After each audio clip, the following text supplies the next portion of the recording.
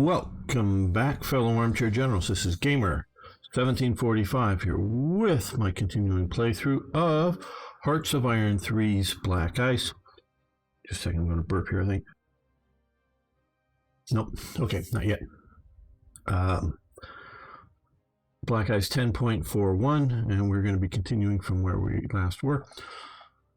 Made some organizational changes. We're going to see about moving into the Mediterranean very soon. So let's go. And what did Ragar say? It's kind of weird, people thinking that he will not beat the Russians. He's gaming. So the enemy, we're not too long. How are heavy tank battalions in this game? Pretty good.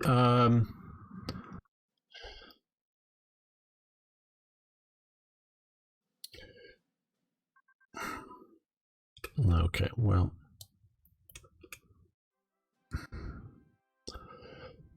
one of the things that has stalled TRE development, the Third Reich events, for you who don't know, is the inability to, or my yet to get through and make it be able to go to 8 battalions. I know people say, well, why not 9? Why not 20? Why not, unlimited? Okay, well, and there would be because not only just removing the transport battalion, you've got to readjust a bunch of other units to deal with not having the transport battalions the way this has been done. So things like heavy armored battalions really don't make up for the lack of, say, an armor element to a division. It's really supposed to be added, and that is how it was sort of historically. Excuse me. I don't know of a single Hare's division that had a heavy tank battalion, a Tiger battalion in it. I do know that there are a lot of, Schwer or Schwerabteilung, or however you say it, Schwer Panzerabteilung or whatever, heavy tank battalions. They are temporarily, I don't know if assigned is the right word, but they are, under the command of a divisional commander temporarily, but they're not part of the division. They're normally maintained as sort of core assets that, oh yeah, well, hey, today and for maybe the next 7 days, this week, this tank battalion is supporting this panzer division. And then next week it'd be supporting a different panzer division. It's shifted around as needed. Now, the Waffen-SS did have some Tiger battalions as part of the divisions. They did, as far as I remember correctly. So, like a Tiger battalion is not meant to be in the regular divisions. Now, we can, way this thing works, we can assign them here, turn this into sort of an ersatz division. Yeah, that works. It does, but it's better just to be able to assign them to a regular division as you need. And they're really good, but they slow things up. So, yeah. Okay, desert unit training, good. That will help us. We're getting ready to go fight in the desert.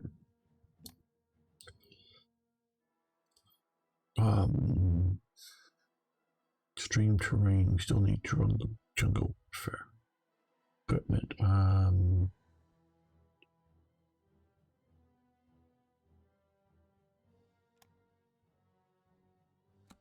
that's, I think, I guess that's down here. Okay, yeah, we're going to let that continue to go. It's not the other one. I was thinking it was the other one, the desert equipment.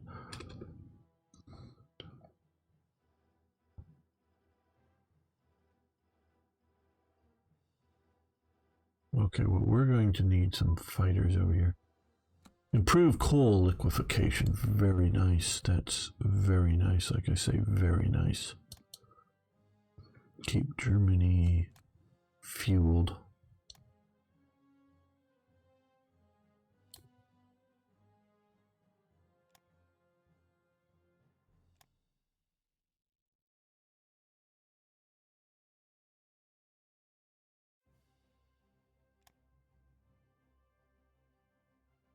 Hmm.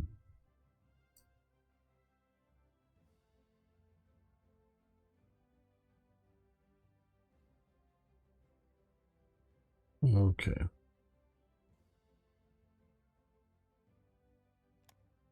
I guess we want to do that there.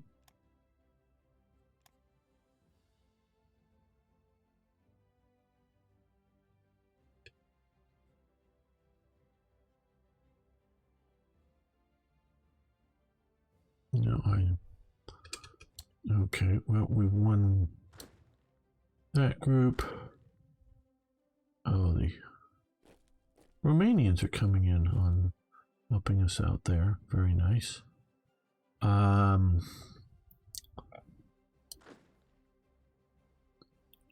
Fighter command. Where? There it is. Okay, I want to find a unit like that who is currently doing. Well,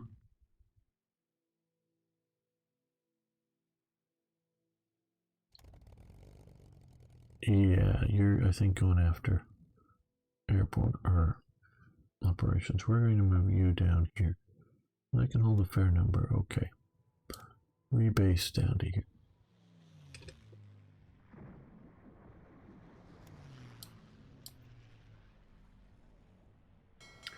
Okay, our naval forces here in Split are getting organized up. We still maintain control of Trieste.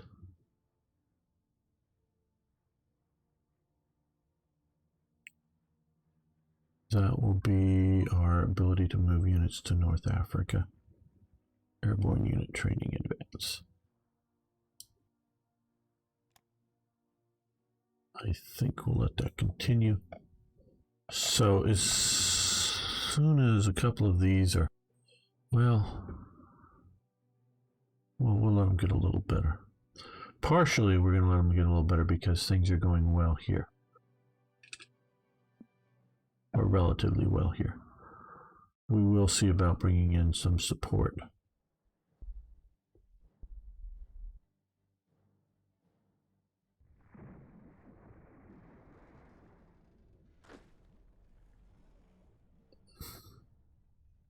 Serbia is mobilizing. Wow. Isn't that special? Okay, rare materials. Okay, allows industry anti-tank. Okay. Rare materials refining is completed. Okay, we could do advanced substitutions. Well, okay, so this does not have a negative effect. Advanced resource substitution. Finding efficiency, metal production, rare materials production, and energy production, plus 2%. I don't see a good reason why not to do that, so we will do that. Now, the metallurgy and advanced resource, or no, and high density alloys. That we also want to do, and we will get to it fairly soon. And we'll also want to do that too.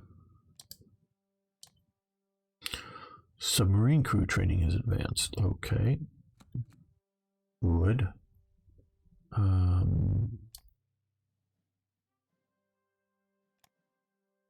I think we will come over here and do. Let's check it out first, but we're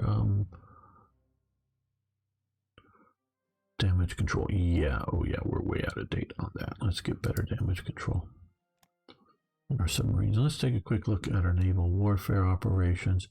Okay, our long-range submarines are working out there. These guys are hitting out in the mid-Atlantic. He's done some damage. Now he's a convoy raider now. Mentioning that, we have a couple of more that we should probably be doing. Let's go out to sea here a little bit more.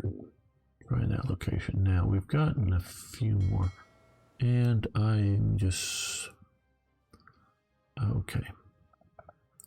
Now we're gonna move you up to here. Just move. We're gonna move you up to here. Trying to avoid the British. And so are you.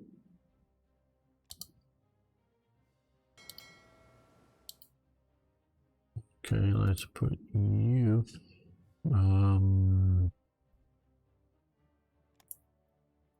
we need a leader.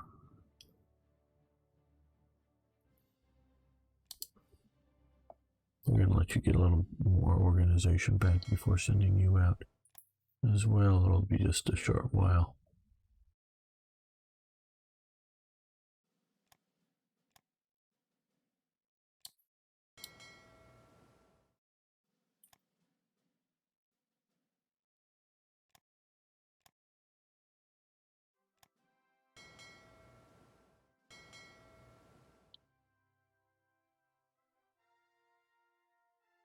All right.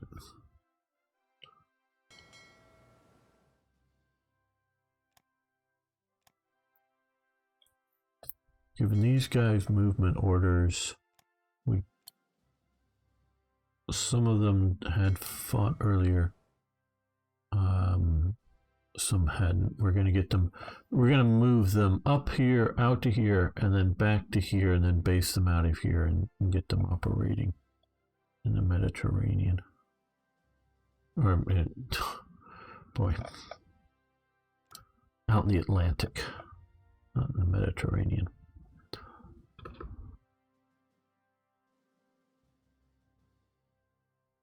Now, how is our resist or revolt risk looking? Okay. This big pile of units we still have to deal with. Right. I think we're going to leave those guys piled up there.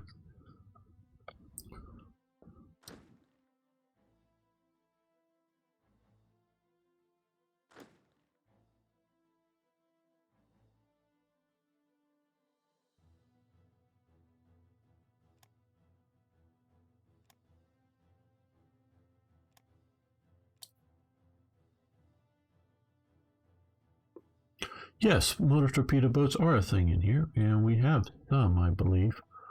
Those are just torpedo boats. Maybe they all got sunk, or... Yeah, here we go. We have some, and they should be attached to a command. Oh, we can attach them to fleet command set in here. They're not good at going against any sort of major fleet, and they're not really good at anti-submarine warfare, but help controlling the Baltic or something, you know, against the Soviets. They are useful.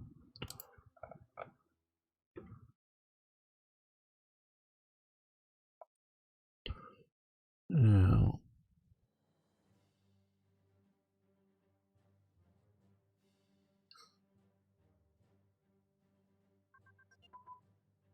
combined arms communication advanced.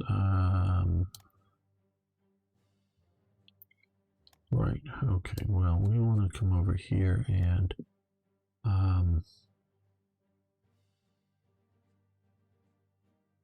metallurgy.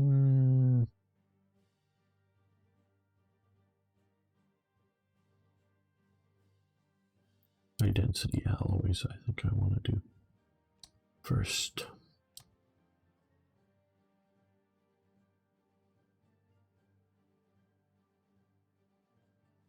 Okay, well, Rommel's waiting for fuel. Rommel's going to come down here, put his unit on trains.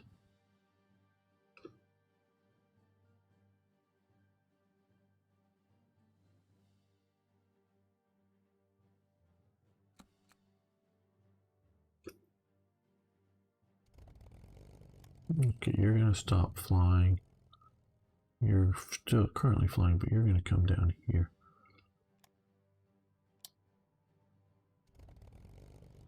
Let's put you up. Air intercept. Sort of out for much of the Mediterranean. Yeah, okay. See how you do.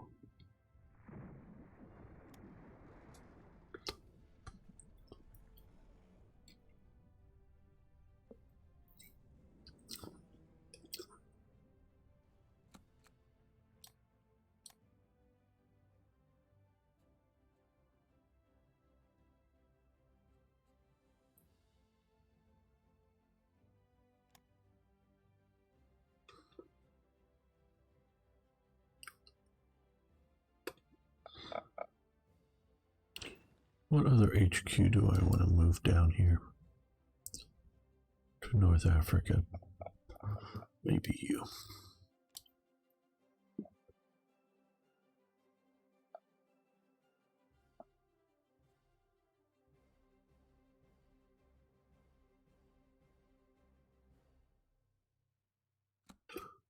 Okay. So I'm still okay. I'm happy with this, but there was another.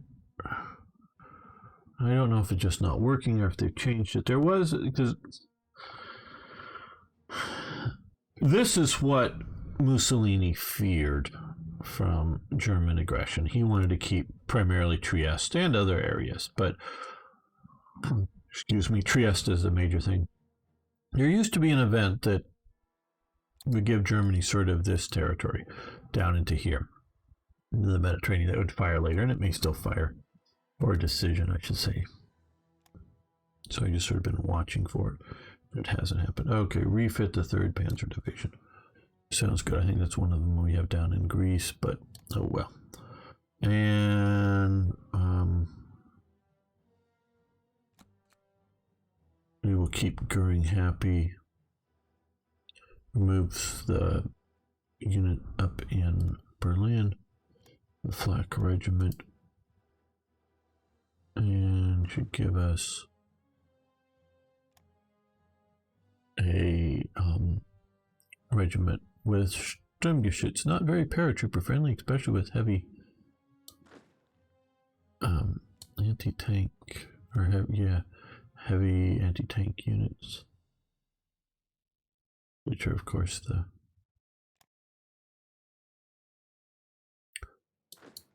but you know, let's send the Hermann Goering regiment down here as well, and we may send that into North Africa.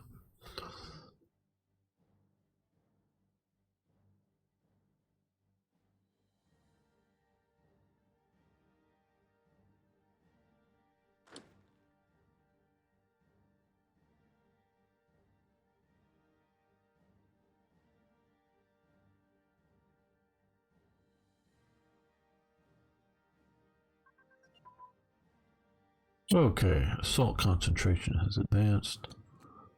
I think maybe not. Maybe it's over here. Okay, yeah, we're gonna let that continue. Attritional warfare has advanced, and that's under grand battle plan, I guess, as well. Right, okay.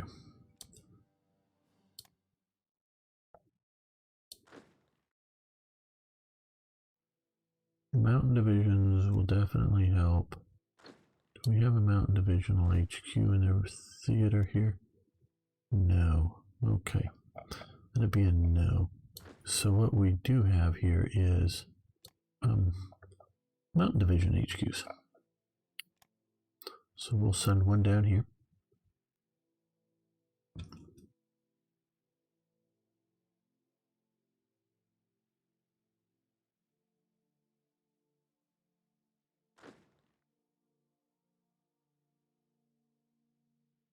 Okay, so we have students group here.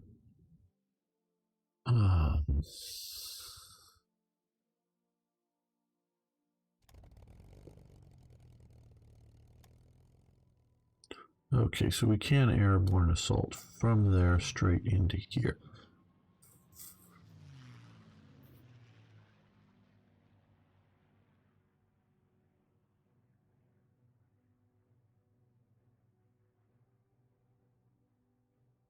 How is our... Okay, our fighters are doing okay. Now... Oh.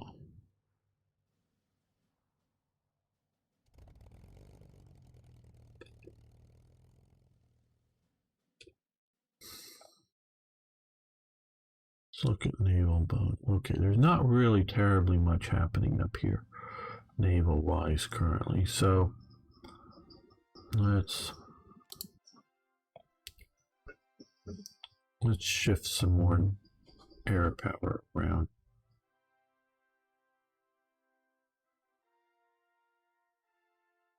See, we've already shifted a lot, but we have no order. Okay, there.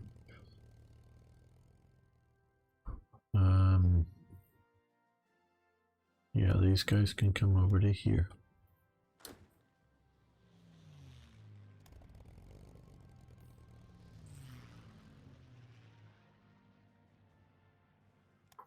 These guys can come down to here. Also, just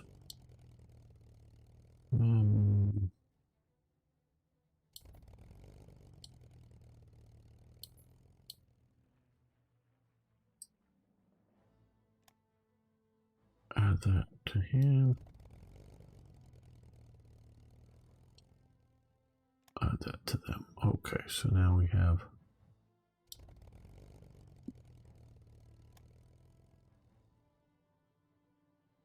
some more fighters to operate in this area.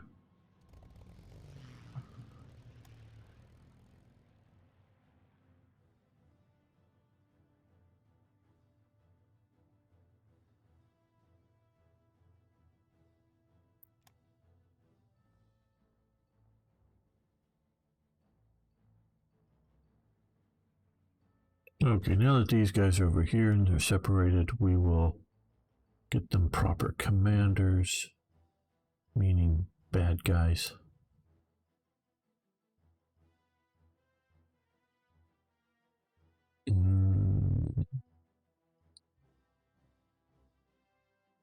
We want some bad guys who are bad generals because they're not going to be fighting, and he's a police officer.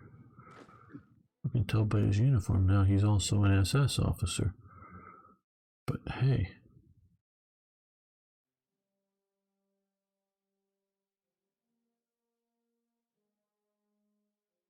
There we go. Some bad guys who are bad generals.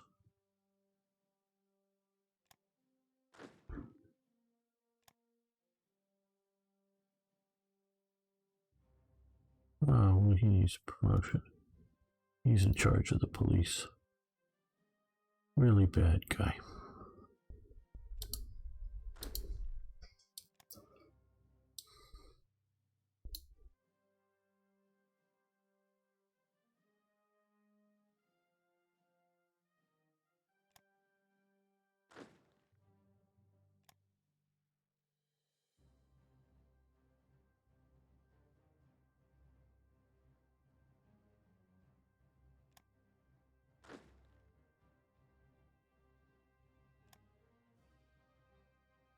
Okay, so we've already got all SS guys here, I guess.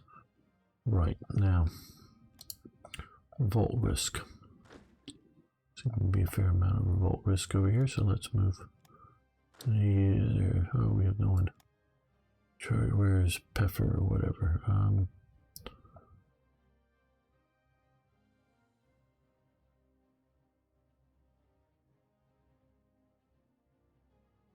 There we go.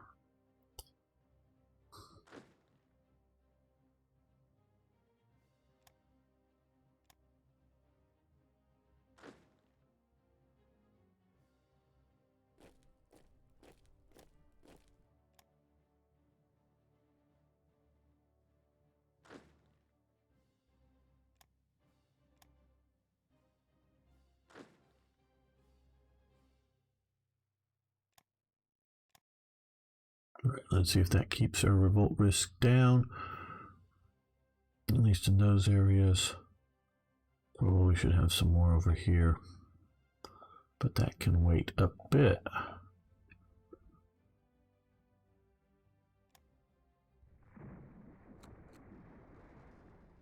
Okay, snowfall ends.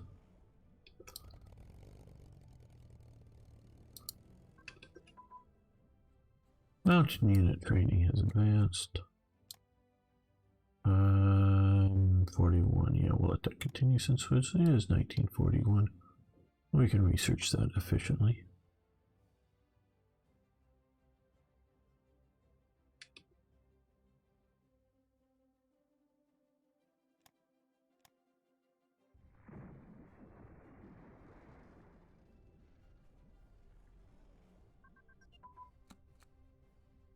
Wing is aerodynamics. Nice. Get that. Keep our fighter aircraft.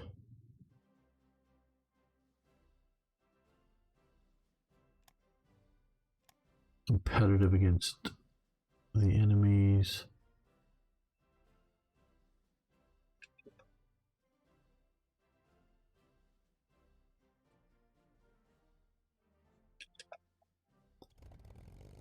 Oh, you're not joining in that battle yet. Okay. Oh, there we are. Okay, you're going after some British submarines. Frigate classes as advanced. Okay, all these are good and we will definitely be doing them, but I think I want to come here and get armor metallurgy done first. Okay.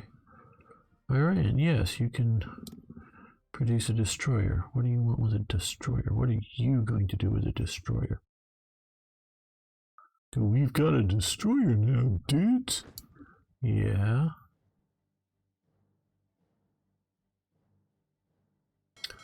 Okay, well, these guys are getting fairly well.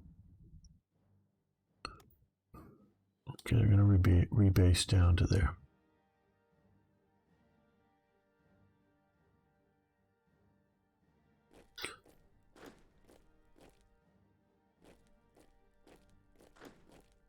Papa Haas Corps.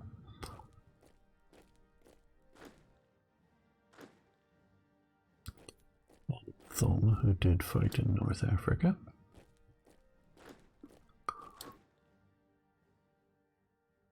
And I guess Field Herrenhall. We're going to move these guys down to help the Italians out.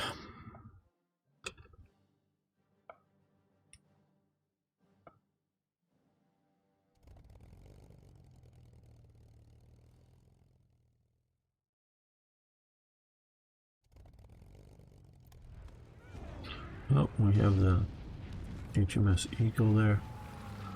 That's what I'm sort of worried about. Saudi Arabia, what do you want? A submarine. You want a submarine. Okay, what do you want with a submarine? Really, what are you going to use a submarine for? I mean, seriously.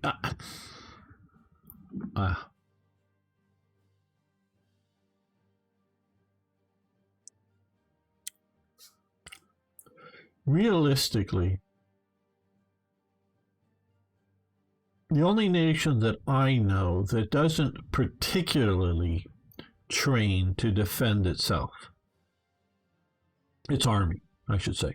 Its army doesn't particularly train to defend itself. It would be the United States Army, because it doesn't feel threatened in its home base.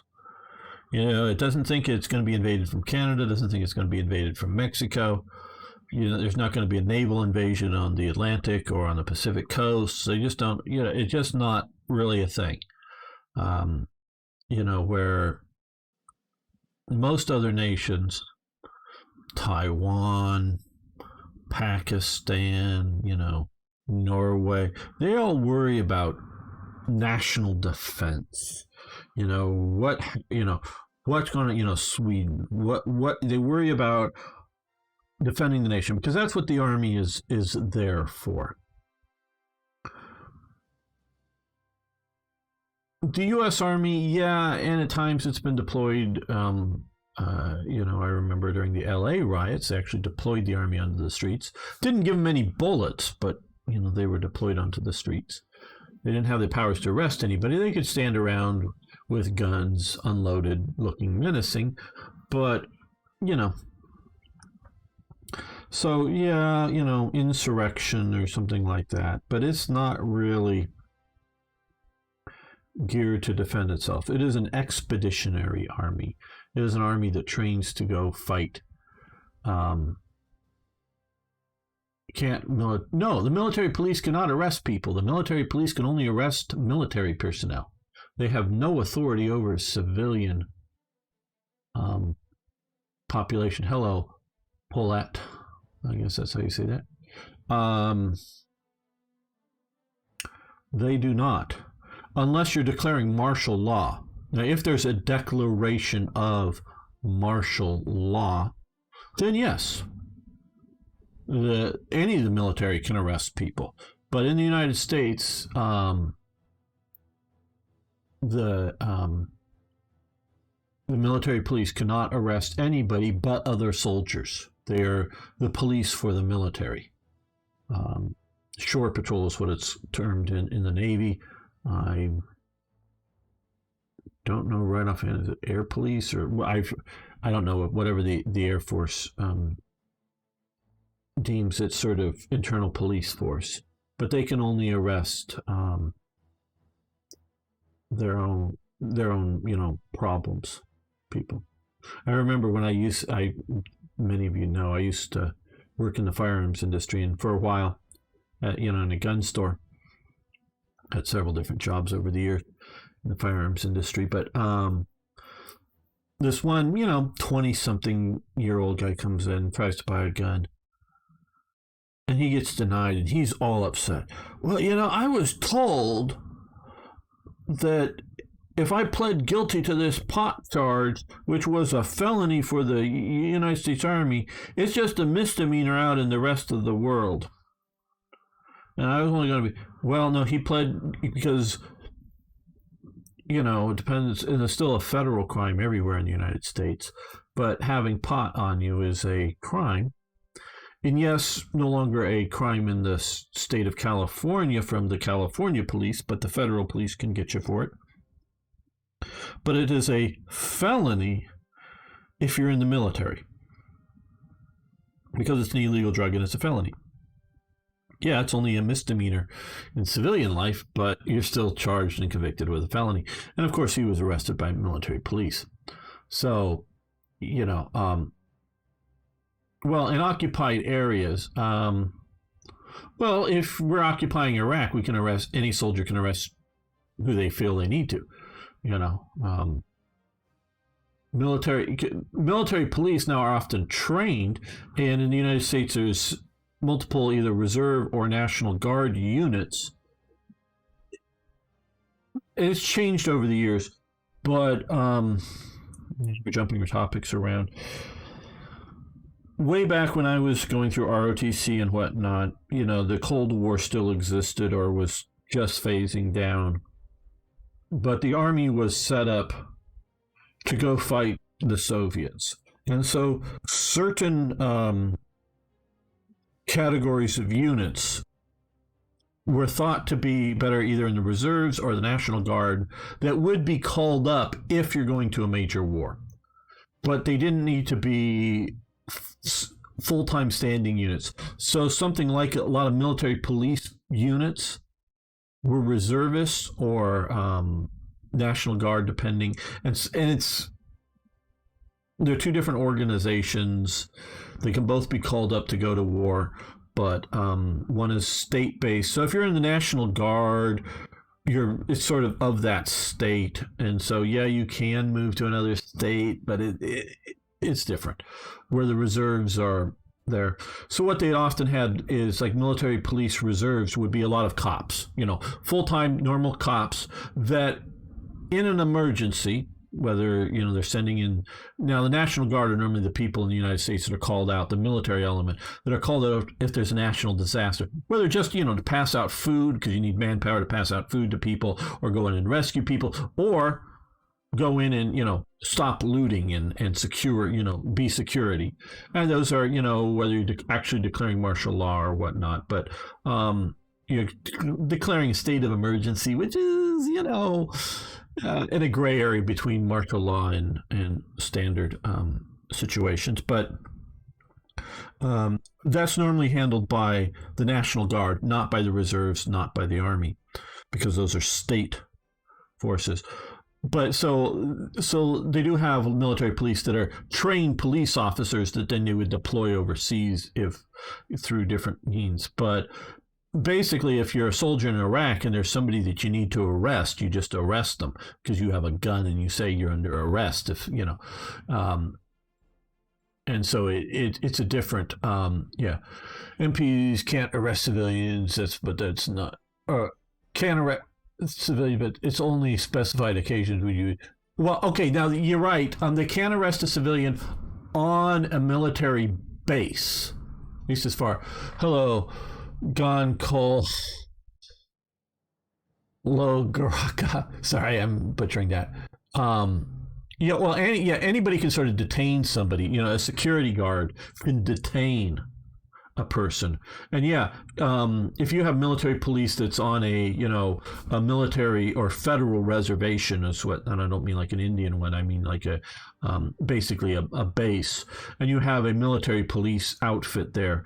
Yeah, if somebody, like, whether they're protesters or spies or just idiots who sneak onto the base or something, or there's a civilian employees that are thought to have committed a crime, they can arrest a civilian on a federal reservation, like a military base, but their legal authority stops at the edge of the sort of federal territory, not into the state territories.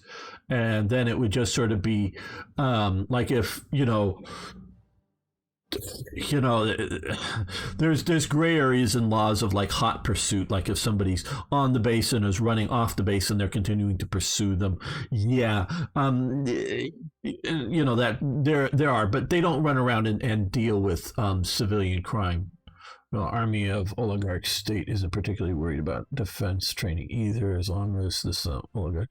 Well, yeah, but an army is designed to maintain the state. So you wonder, when the EU tries to push Europeanism, would it be a problem for them when France annexes other? Yeah. Oh, well, I think it's going to be more of a continual union. See, this is one thing Europeans, and again, this is, sometimes people don't pay attention to words. The United States of America.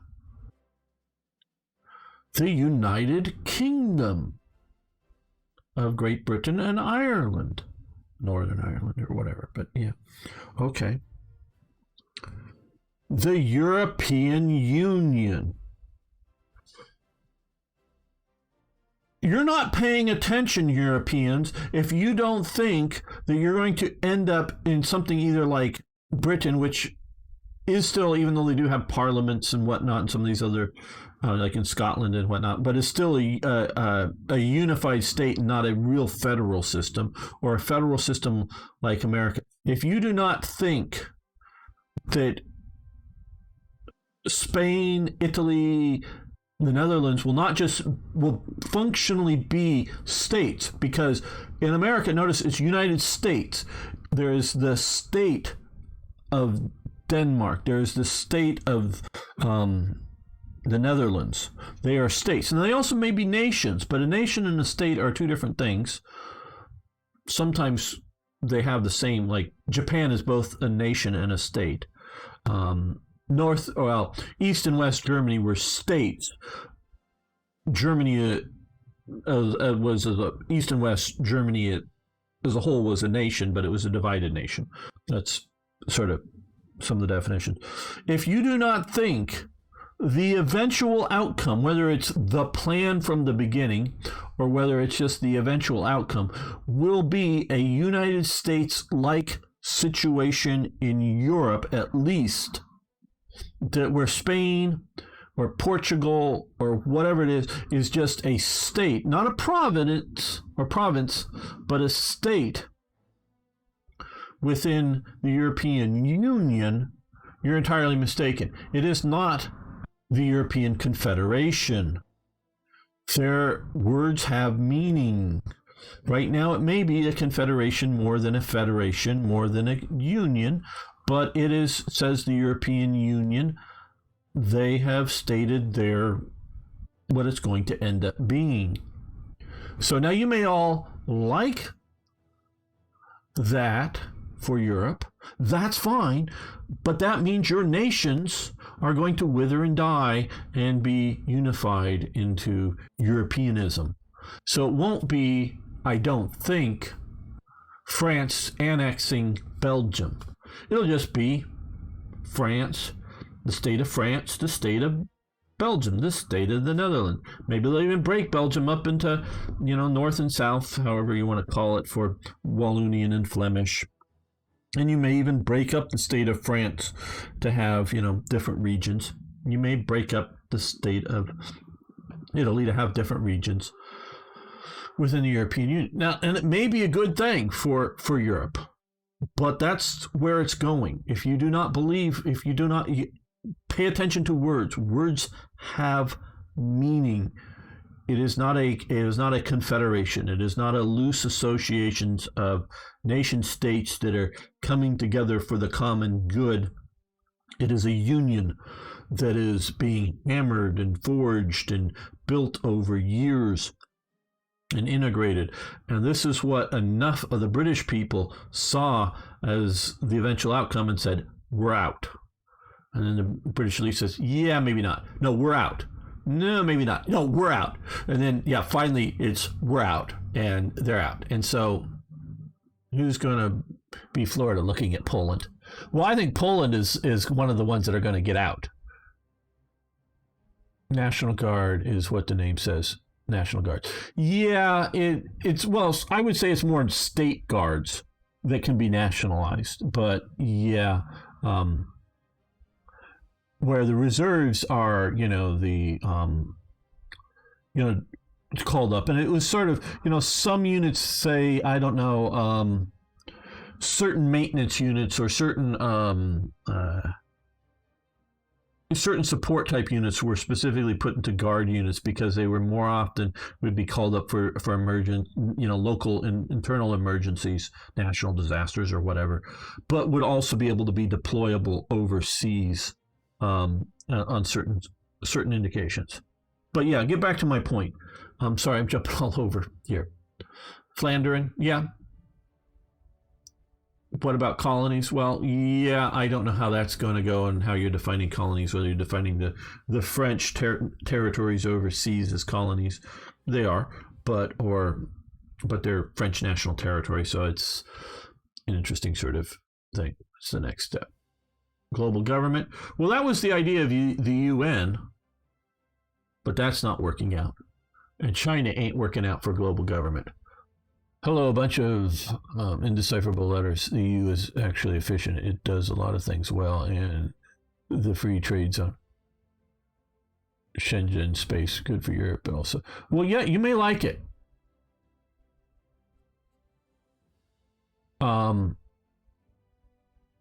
Brexit is a product of cheap nationalism. Well, see, I believe in cultures, and I don't think the British culture is a European mainstream culture, and I don't think because I'm an Anglo-cultural person, and I've visited Europe, and we're different. Britain would have a better, easier chance of unifying with the United States than it does with Europe culturally. It's like going, oh yeah,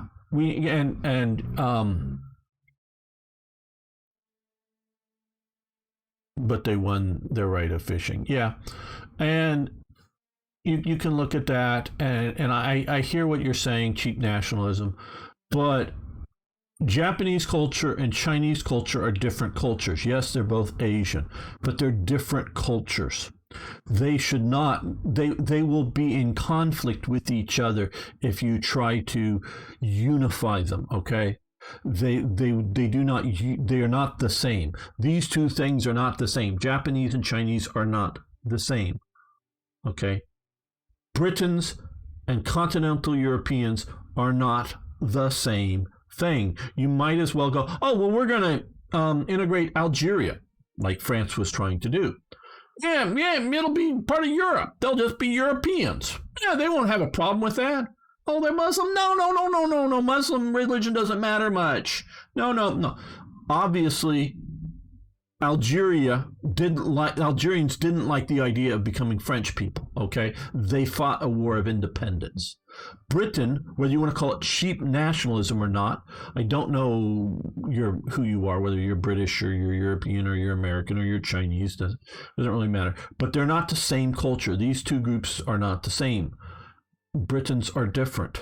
I am an American, but we are of the same cultural foundings. They are different. It would be easier culturally to have the Anglosphere, US, Canada, Britain, Australia, New Zealand, maybe a few other places, depending on how you want to expand it out, all unified into a federal system. That would be easier than unifying Britain and France culturally. And so, well, I hear you, but what culture is Europe going to have? Now, it's not going to be the pure of one culture, but there will be, people will stop speaking French and German, and I guess change over to English, which is going to be, but let's, the Spanish language and the Italian language and the Dutch language are going to disappear. And yes, it'll be some of the smaller ones soon, and there will be just one culture. And whether you think that's a good idea or not, that's another thing. Vietnam, like France, also tried. Yeah. So remember, during socialist era, some people thought integrating into a worldwide socialist countries would be great. Yes, that didn't quite work out too well. So yeah, no, I'm a culturalist, people, not a racist. I don't care your skin color. I don't care about your hair color, your eye color. I care about culture. Culture is something that you grow up in. And yes, you can move to a different country and over time change your culture. Culture isn't immutable. It can change. Cultures itself change over time. I am a culturalist. I feel some cultures are more successful than others. And so I'm a culturalist. That's where I view things. And so to see cultures disappear, well, is natural because some cultures will disappear or change over time. But yeah, okay. So back to my original sort of point. The U.S. is the main nation that doesn't train significantly to defend itself with its military. It's, it defends itself by not allowing itself to be invaded. So it's going to fight expeditionary wars. Okay, let's look at Saudi Arabia, whether in 1941 or the modern period. Yeah, Arno, again, sorry, unpronounceable name of many letters. I don't mean to be insulting about that, but yeah, I can't. There's a lot of good things with the EU.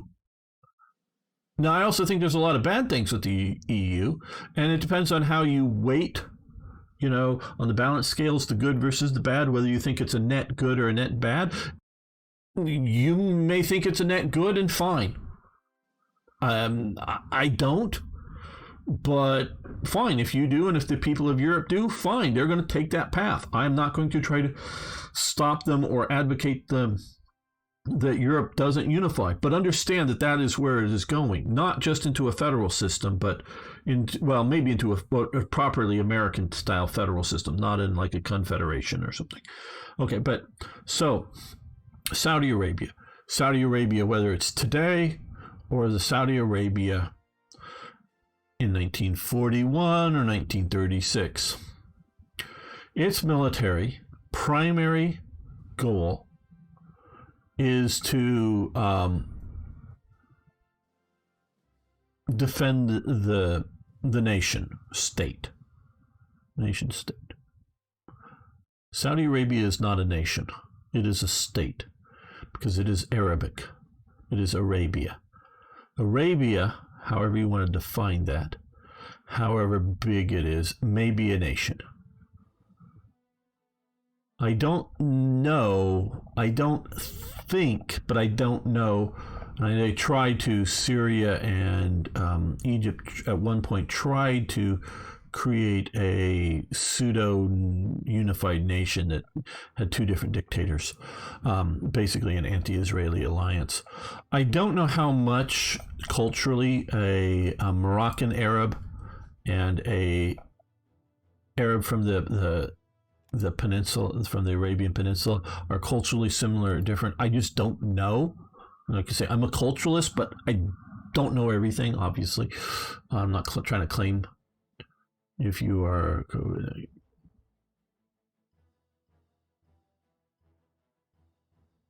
it's not all borders can get closed off if needed. Yeah, no, there's, and I'm fine with you guys putting out why you think something like the EU is good or bad here. I'm not trying to shut you down from that. Just please keep it civil between you. No name calling, no harassment of each other. But you make your points. And yeah, you can't close every border, but you can have more border controls. There's good and there's bad. There's good and there's bad. Because I can see a lot of great good in America. And I just have to wonder the cultural similarities between the Catholic South and the Protestant North in Europe. I don't know whether Italians and Spaniards are ready to become hardworking Germans, if you will, or not. I just don't know it. If it will unify and be the same. I think there's going to be too many cultural conflicts there. But yeah, in fact, there's U.S. Has different origin story compared. Yeah, well, and of course, the U.S. has been founded, and all the states are all officially English speaking from the, from basically Anglo settlers, because Anglo-Scots, Anglo-Irish, the Irish people anglicized, except of course there is one state that is bilingual officially, not just that prints things in multiple languages, but officially bilingual, and that is the state of New Mexico.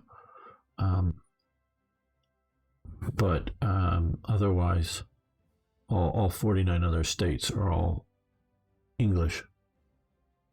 Yeah, and please, I'm not trying to shut down comments between viewers here. Please do. But and my point about the EU is that is the eventual outcome if you continue down the current road. Whether that is a good outcome or a bad outcome for the citizens, for the world, that's a different matter. Only time will tell. But that is where it is going. So any nation or any state, however you want to say it, because those are two different things, that stays within the EU properly will eventually go down that path, or it will opt out of the path, like Switzerland, like I don't know if Norway is going to continue down that path. They've stayed out of the monetary situations and stuff, so we'll see how they go down the path. Okay, back to Saudi Arabia. It is the Saudis, the House of Saud Arabia. So the army is to protect the House of Saud and the sort of tribe of Saud, if you will. That's a little crude saying because there are multiple tribes. But those Arabs that are buying into Saudi's Arabia, as opposed to where most of the rest of Arabia, I think, is geographically defined by its names. This is a royal house that's defining its territory. So the Army, Navy, Air Force, whatever, armed forces, are designed to defend this, both from internal and external threats.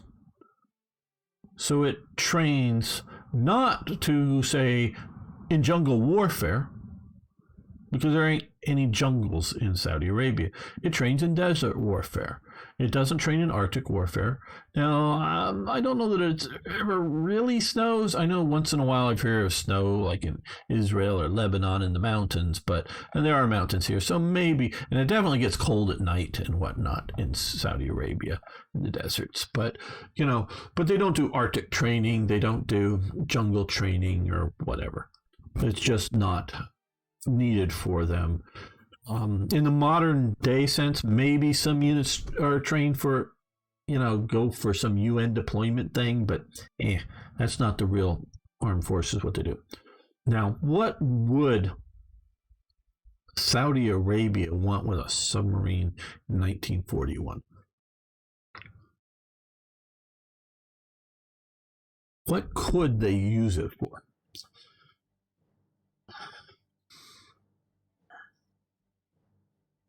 Commerce rating, so that if they were to go to war with somebody, they could raid somebody else's commerce. I really don't know how good of a defensive asset it would be, because, if right here we see they're giving them, because I know Aqaba, I guess that's in Jordan right now, is a bit of a port. I mean, it's not much of a port. I don't know that it should be even a level 1 of these ports. But it was a port that was significant in World War I. Now, I don't know what it's doing in World War II, but maybe it should be there, but I don't know if it's going to really matter. And this is Jeddah. And what's this over here? Addaman. Okay, yeah. I really don't know that it's going to be an effective defensive force, because who's going to invade Saudi Arabia navally from naval forces? Well, even when Ethiopia existed, it was landlocked, obviously, but let's just say theoretically, they threw the Italians out of Eritrea. I really don't see Ethiopia invading Saudi Arabia, navally. Iran existed, yeah. Again, I don't see them coming in invading.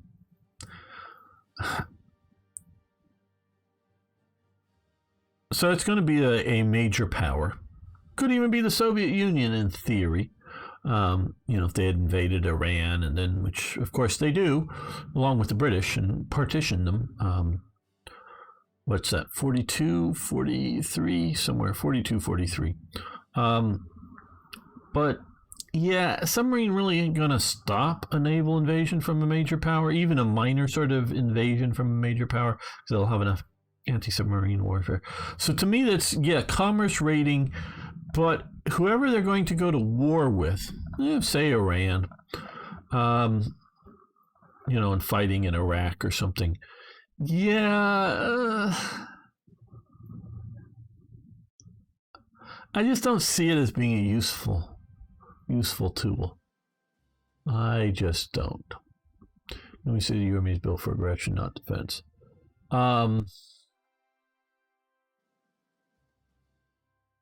No, it is an expeditionary army, and again, I was just an Army ROTC, which is Reserve Officer Training Corps, so never fully in the Army. But back then, it was very much organized to defend Europe from a Warsaw Pact invasion force. It's designed to fight overseas. And to this day, it's set up to defend South Korea. Now, just a few divisions here. There's a lot more South Korean units. And it's set up to, and as well as the Air Force and the naval element, are set up to massively reinforce rapidly, both from the air and ground, into Korea to defend Korea. So it is a defensive force, very much so. But it is designed to defend places outside of its border, not aggressively, I would say. Yes, they've invaded Iraq twice. The first time, obviously, to defend or whatever, re-secure Kuwait. And the second time over violations, and there were violations to the treaty over the that ended the Iraq War, the first Iraq War, Just, the Gulf War was originally some of the terms were used for the Iran-Iraq war, but, the war over Kuwait, Iraq and Saddam Hussein definitely violated those terms, so puts them back at war. So there was legal reasons to go back in the second time. It was messed up the second time. And the invasion of Afghanistan was obviously a reaction going after the people who attacked the United States. So, yeah, that's invasions. And then since then, it's mostly been fighting to defend the Afghan government. Whether the Afghan government's legitimate or worth defending or whatever, those are all different questions. But yeah, it is very much a Vietnam was a very defensive war. They were defending South Vietnam. Yeah, briefly they invade Cambodia, but not to topple the Cambodian government, but because the Cambodian government, sort of along here, had stopped trying to effectively control territory because the NVA were moving up and down this part of it. But that whole Vietnam War was to defend South Vietnam. You never see the United States going into North Vietnam. They did an air war, but there was no invasion of North Vietnam. It was purely a defensive war, hence is why we lost. So Vietnam is a defensive operation. Yes, it's overseas, but it's a defensive operation for the South Vietnamese government. There was always more ARVN troops, South Army of, other Republic of Vietnam or whatever, ARVN troops in the South than there were U.S. troops in the South. It was a defensive war against Soviet communist aggression. It was not an offensive war. Sure, they invade briefly. Meaning when they invade Cambodia, they don't go into Phnom Penh or major cities. It was just sort of jungle territory that the central government of Cambodia was no longer even attempting to control. It was not, and it was a rather depopulated area that was, mostly populated by Vietnamese soldiers. No, they weren't worried about Soviet or Russian intervention. They were worried about Chinese intervention if they went into North Vietnam. China was supporting the operations, but China and Vietnam are now enemies. And Vietnam is now a very good ally of America. Strange thing, that. If you don't realize, Vietnam is a very strong supporter of the United States. It is still a communist state, but you can wander around. You can now wander around Hanoi with a big American flag on your back, and nobody will say bad words to you. They'll go, yay. Yeah, geopolitics, absolutely. So yeah, no, there's been several wars between Vietnam and communist China. And Vietnam, of course, once it's unified, topples Chinese communist-supported Khmer Rouge in Cambodia because they were just so god-awful with their killing fields. They kill about a third of the population of Cambodia. Try to kill everybody who can read and write. And Vietnam just goes, oh, God, these guys are just whack. These guys are just too crazy. So they invade. The communist Vietnamese invade radical communist Cambodia that's supported by the CCP of China and stops the killing fields.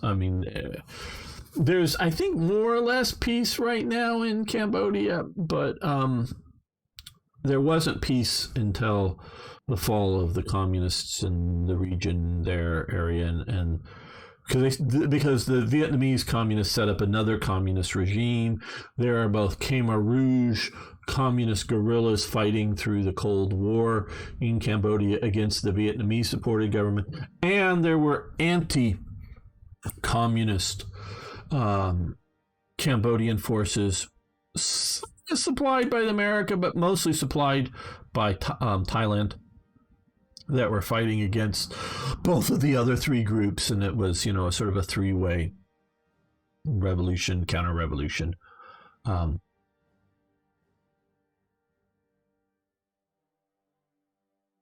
Thank you very much for the nice compliments.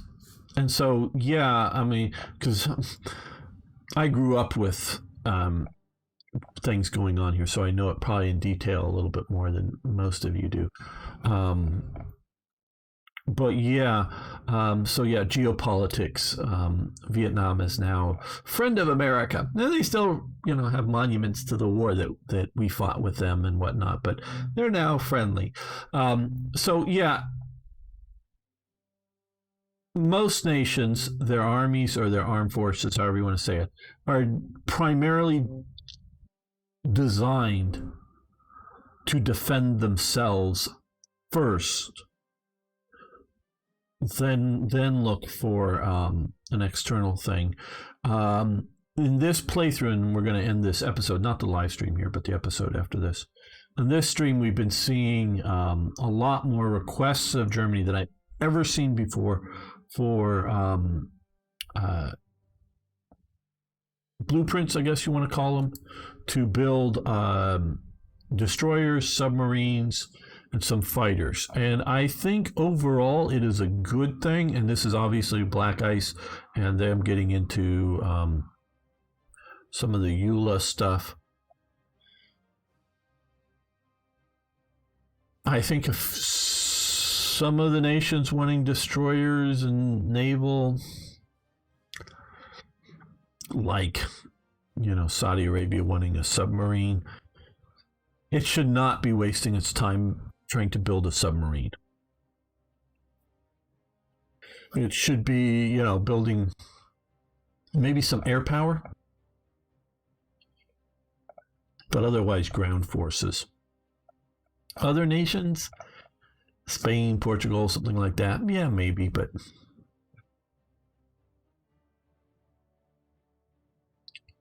all right, so we're going to end this episode here. I want to thank you all for watching. If you haven't already, of course, like we've said, please subscribe to the channel.